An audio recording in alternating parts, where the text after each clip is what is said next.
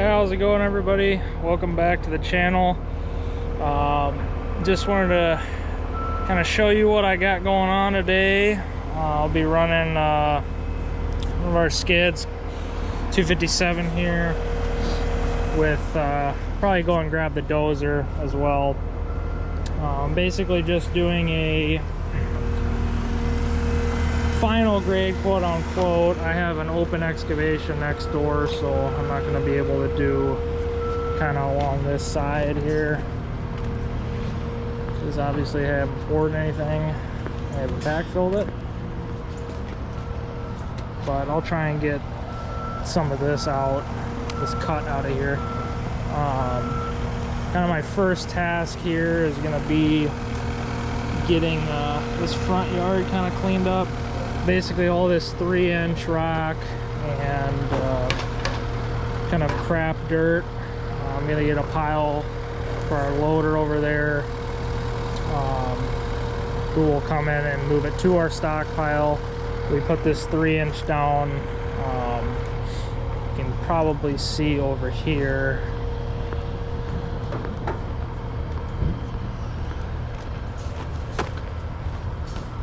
Right in this driveway. We put them basically before the driveway is based and poured. We put that down so the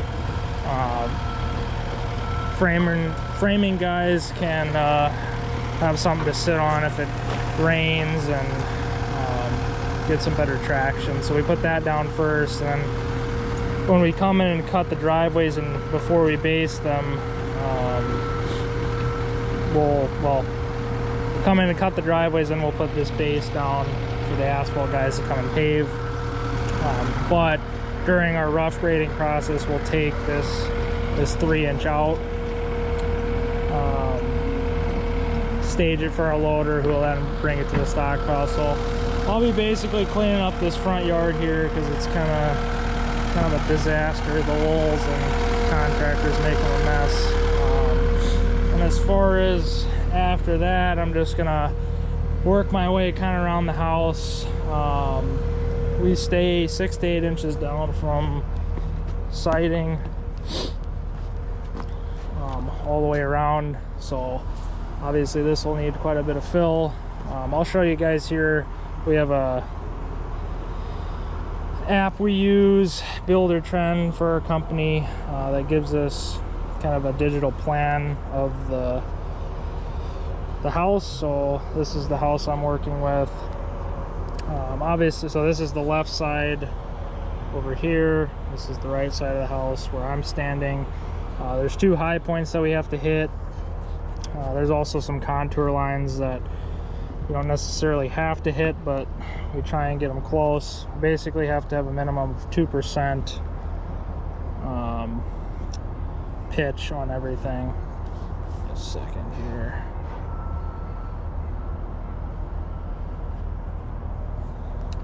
So yeah, I'll be coming around, kind of starting on my edges here, getting a baseline. Obviously this is all from the dig next door, so can't really do much about that. I'll try and work around the house as much as I can, and then once I get kind of my foundation set up here, I'll basically be filling it in, matching. Like I was saying, I do have a high point on this right side, and obviously this isn't dug yet. So what I'll do is, once I get a stake, my labor will come in and give me a stake where that high point is, and where that elevation is supposed to be. I'll hit that point, and then I'll go over probably a couple feet into the neighboring property. So if they do end up sodding this and irrigating it and whatever, before this is dug and backfilled, then we at least have some leeway on this house to be able to match into this yard. Because if I was to just leave a big shelf right where the property line ends and that high point is, and all the way down, that would erode and it would get messed up, and then when we have to come back and do this home, it would be a lot of extra work. So basically there's this high point on the right side, which is about 11 feet out. I'll be hitting water will come down this way, and then it'll obviously shoot to the curb down there. And then it'll be the same thing kind of on that side of the home. There's a high point kind of over on the front left, and then everything else is just supposed to slope back down into this. I think it's just kind of a wetland down here. I know there's homes behind it, but it's just all supposed to kind of flow down there. So like I was saying, if you look on the plans here, there's this 956 number, 954 number with these lines. Those are contour lines of basically an elevation that runs wherever that line does. That's supposed to be 956 feet above sea level. So we do a little bit of a little conversion basically to figure out what that is on our grade rod. I can talk about that a little later and how we kind of set numbers and stuff up. Then there's a 958 and 960 that run around the house, and then our high point's at 961 on the right, and our other high point is 962 on the left. And then yeah, it's basically just from those points that we need to hit, just matching and making everything look nice. So obviously this is pretty rough, so I'm probably gonna go grab our dozer once I get the front cleaned up and move a bunch of this around, flatten it out so the skiddy work is a lot easier and I don't have to move as much dirt with the skid. Be quicker, I think. So that's kind of a rough game plan. I know it's kind of sporadic and all over the place, but trying to give you guys an idea of what we got going on. So I hope to have well, it's almost winter now. It's October, what is it, the 7th I think today, the 8th. So we're getting close. It's definitely getting colder, I think, right now. I mean, who knows what it'll do, but I think they're expecting kind of an average or above average winter, so I'm hopeful for that. Get some snow videos coming out. I am working for the same company I was last year. So I'll be running, I'm pretty sure, the exact same setup. I know I'll be running the same HLA plow, so hopefully I'll get some more time to use that and give you guys feedback on it, and use the snow tires I didn't really get to test out last year. But yeah, hopefully I'll have more of those videos coming out in the near future. But until then, I hope to have more of this content that I've been posting coming out. Excavation work when I do get the opportunity to. Right now I'm kind of on the grade crew here at the company I'm at. So skid work, dozer work is mainly what I hope to be posting. I think time lapses, I'm going to try and do more of those if I'm in the skid or dozer. But if you want regular just shots, let me know. I'm going to try and do a little bit of both, and I also hope to get another camera relatively soon, definitely before winter, so I can have one mounted in the cab doing kind of live action shots, while I have one that I can move around and do time lapse only on it.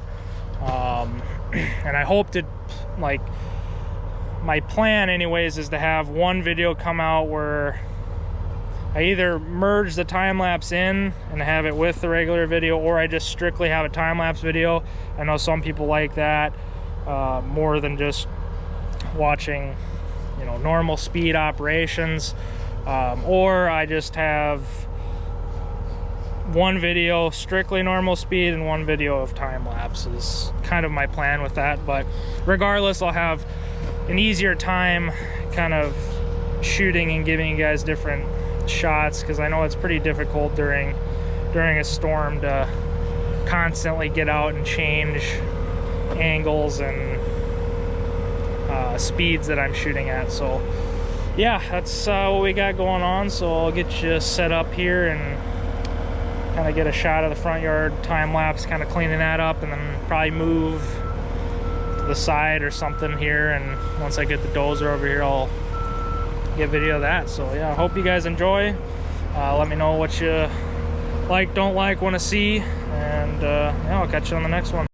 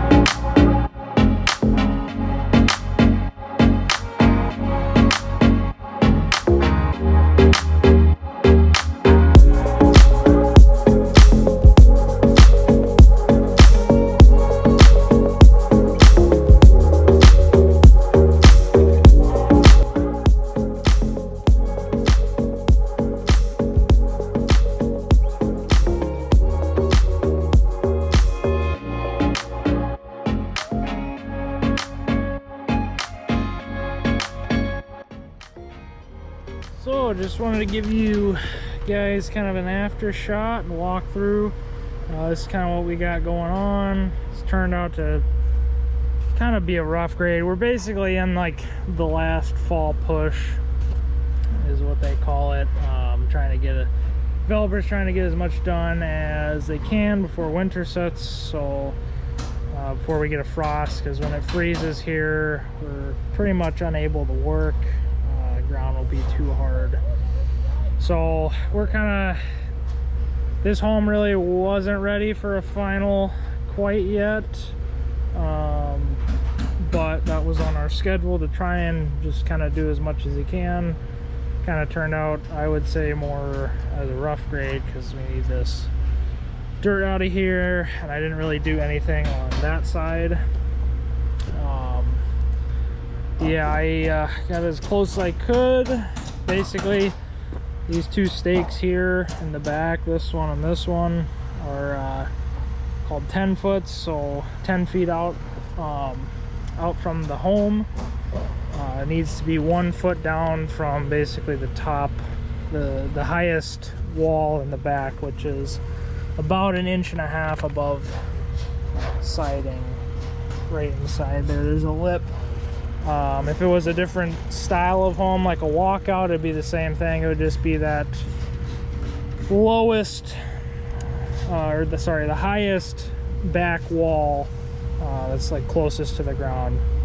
So 10 feet out from that wall, needs to be 1 foot down from the top of that wall. Those are 2 points that we have to hit, as well as our 2 high points like I talked about earlier, that are on the survey. Those are 4 points in total. They're always, well, not always, but most likely there'll be 2 high points, one on either side of the home, and then these 2 10 foots. Those are points of grade that we have to hit for the surveyors, and then everything after that needs at least 2% pitch away from the home. So, and these high points are the highest points in the swale. So it's not the highest point in the yard, it's where the 2 homes will kind of converge. It'll usually be right on the property line.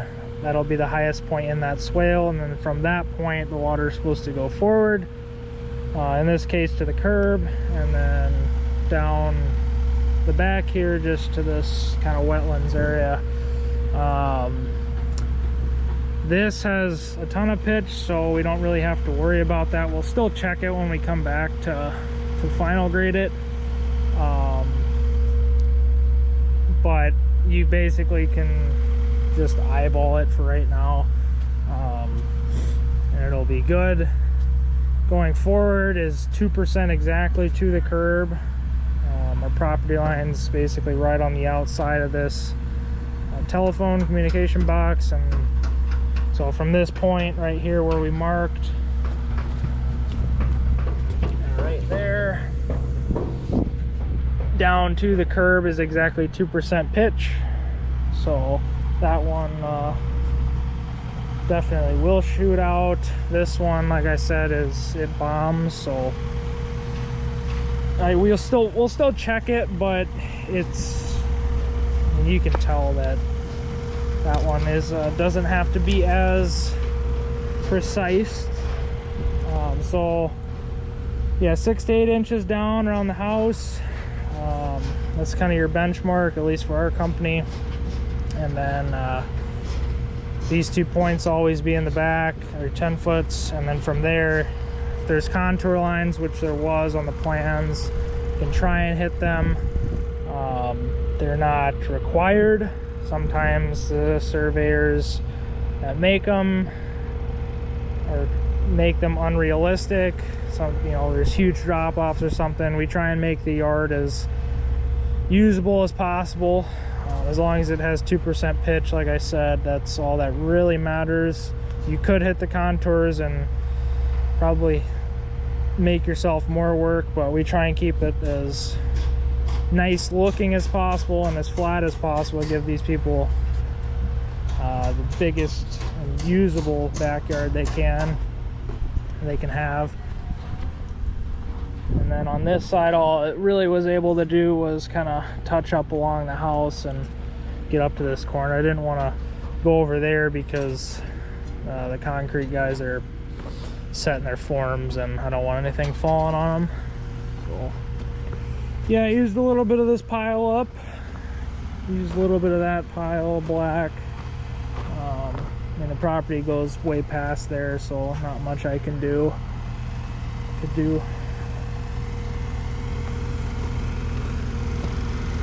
is kind of what shot of the back looks like.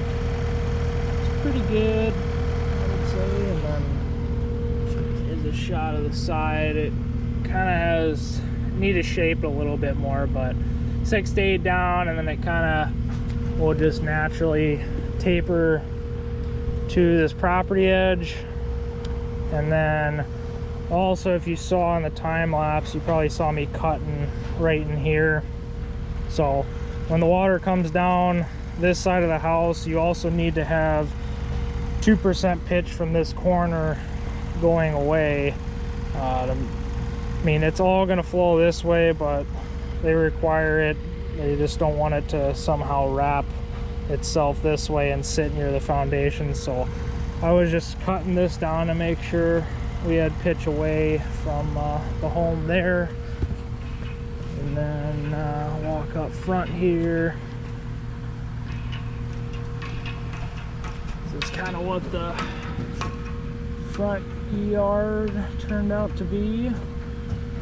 Probably noticed I didn't fill up in here, and that's because they have a porch going in eventually, or sorry, not a porch, a sidewalk. There's stoop and porch is already poured, but they'll have a sidewalk that'll come off like this and go over. So I didn't want to fill this up because then that just is more work for the concrete guys. They have to come back and cut it out.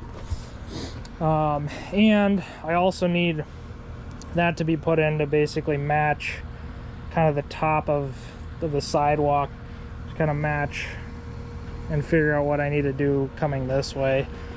Because right in here it'll pretty much need to come sloped out this way, and it'll probably, this will all probably slope down here.